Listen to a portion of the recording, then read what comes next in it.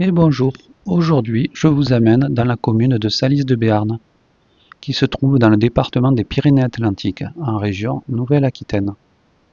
Sur le plan historique et culturel, Salis-de-Béarn fait partie de la province du Béarn, qui fut également un État, et qui présente une unité historique et culturelle à laquelle s'oppose une grande diversité de paysages. Mais avant tout, je vous laisse avec le générique.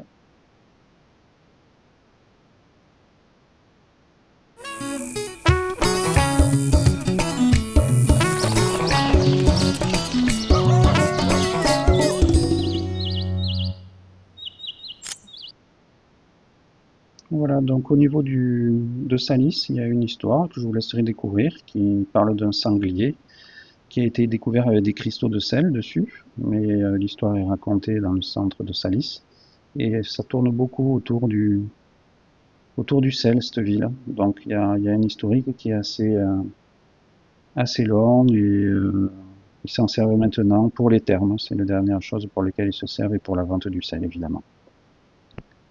Donc voilà, Salis de Béarn, j'ai dormi sur une petite aire de camping-car qui se trouve juste à côté du, de là où on va visiter pour le sel.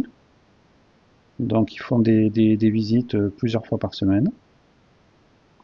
Donc au niveau de l'air, bon, ça manque un petit peu d'ombre peut-être, il y a peu d'endroits où il y a de l'ombre, mais l'air est très très sympa et surtout elle est très bien placée, elle est juste à côté du centre de Salis. Voilà, là c'est là où je vous disais, c'est pour la visite de tout ce qui tourne autour du sel. Et là, en descendant de l'air, ben, voilà le genre de paysage que vous avez pour arriver juste au centre-ville, qui est vraiment très agréable. Ça, ce sont des séquoias, il y en a un peu partout, les arbres sont vraiment très beaux dans cette ville. Ça, c'est le casino. Donc là, vous avez le petit kiosque central, avec derrière, vous avez les thermes. Et là, c'est le chalet. C'est pour manger, pour plein de choses, c'est très sympa à manger. Ils font des concerts aussi tous les vendredis, tous les samedis soirs. Et les artistes sont très très bons. Au niveau de la restauration, donc là, je vous parlais du chalet, mais vous avez plein d'autres endroits. Vous avez aussi le café des Thermes où vous pouvez prendre des crêpes tous les matins, c'est vachement sympa avec un petit café. Vous avez les crêpes à 1 euro. Et puis après, vous avez le marché, vous avez plein de choses et vous avez plein d'endroits pour vous restaurer. Avec aussi des burgers dans un food truck qui sont très très bons. Voilà, là ça vous montre un peu tout le centre-ville, cette partie qui, en hiver, il y a de l'eau partout là qui passe sous le pont, mais là il y a juste cette petite partie centrale où l'eau circule. Donc très très joli, il y avait un concours de peinture quand j'y étais, donc il y avait des peintres partout. Vous avez de quoi visiter, vous promenez dans toutes les petites rues qui sont piétonnes. Vous avez plein d'endroits où les voitures n'ont pas accès. Et vous avez plein de petites curiosités un peu partout.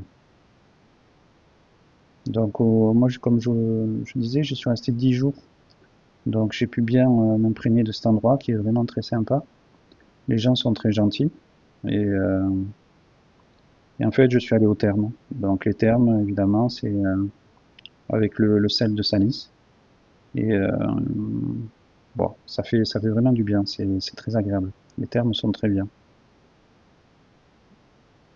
Voilà, donc on continue un peu au niveau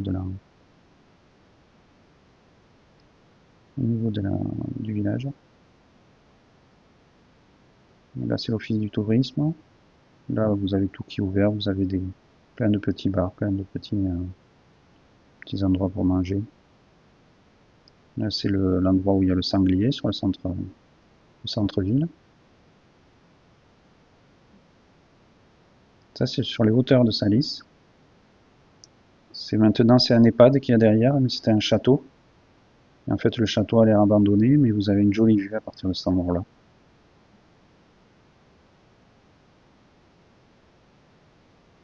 Voilà, donc c'était vraiment, j'ai passé un très bon moment. J'ai passé 10 jours là-bas et c'était vraiment très sympa.